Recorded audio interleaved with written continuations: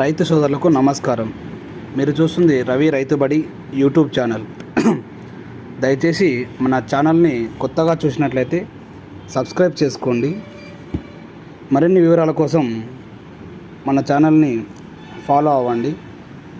ఈరోజు మనం జరగబోయే టాపిక్లో పచ్చి రొట్టె ఎరువుల గురించి పూర్తి వివరాలు అనేది ఈ వీడియో ద్వారా తెలుసుకుందాం.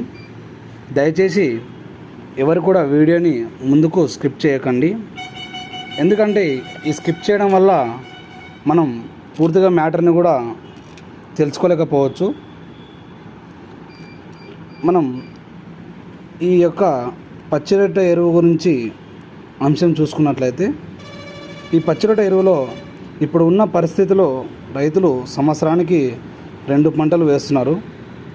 అందువలన భూమి దాని యొక్క సారాన్ని కోల్పోయి మరియు ముందు వేసే పంటలకు మనకు దిగుబడి అనేటువంటిది చాలా తక్కువగా వస్తుంది. అందువలన ఈ భూమి సారాన్ని పెంచాలంటే మనం తప్పకుండా ఈ యొక్క పచ్చి రొట్టె ఎరువుల గురించి తెలుసుకోవాలి. అదేవిధంగా ఈ పచ్చి రొట్టె ఎరువులు కూడా మనం ఎక్కువగా వాడినట్లయితే భూమి యొక్క సారాన్ని పెంచిన వాళ్ళం అవుతాం. ఇప్పుడున్న పరిస్థితుల్లో పశువుల ఎరువులు దొరకడం చాలా కష్టంగా ఉన్నందువలన దీనికి ప్రత్యామ్నాయంగా ఈ యొక్క పచ్చి రొట్టె ఎరువులు ఉపయోగిస్తున్నారు.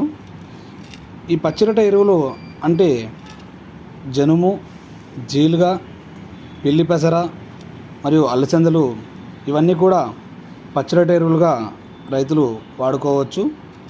ఈ పచ్చి రొట్టె ఎరువులు ఎలాంటి సమయంలో విత్తుకోవాలి అనే విషయం గురించి చూసుకున్నట్లయితే, వేసవి కాలంలో అంటే మే నెలలో ఈ చిన్న వర్షాలకు మనం పచ్చి రొట్టె ఎరువులు విత్తనాలని విత్తుకున్నట్లయితే విత్తన సమయం నుంచి 45 నుంచి 50 రోజుల వ్యవధిలో పంట కాలం అనేది మన చేతికి వస్తుంది.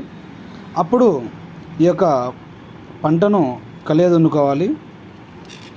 ఎలాంటి సమయంలో దున్నుకోవాలనే విషయం గురించి మనం చూసుకున్నట్లయితే, పూత దశలో ఈ యొక్క పచ్చి రొట్టె ఎరువులు ఉన్నట్లయితే మనం వీటిని పొలంలో కలియదున్నుకోవాలి. ఈ పచ్చి రొట్టె ఎరువుల్లో ఎక్కువగా నత్రజని శాతం కలిగి ఉంటుంది.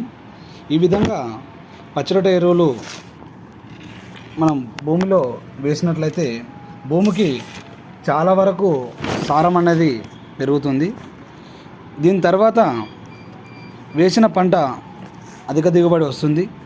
పర్యావరణాన్ని మనం దెబ్బతీయకుండా, అదేవిధంగా రైతుకు రసాయనిక ఎరువులు ఖర్చులు కూడా చాలా వరకు తగ్గుతాయి. ఈ యొక్క ఎరువులు వాడుకున్నట్లయితే ముందు భవిష్యత్తులో మనం పర్యావరణానికి ఎలాంటి హాని చేయని వాళ్ళని అవుతాం. మన యొక్క వీడియో మీకు నచ్చినట్లయితే లైక్ చేయండి.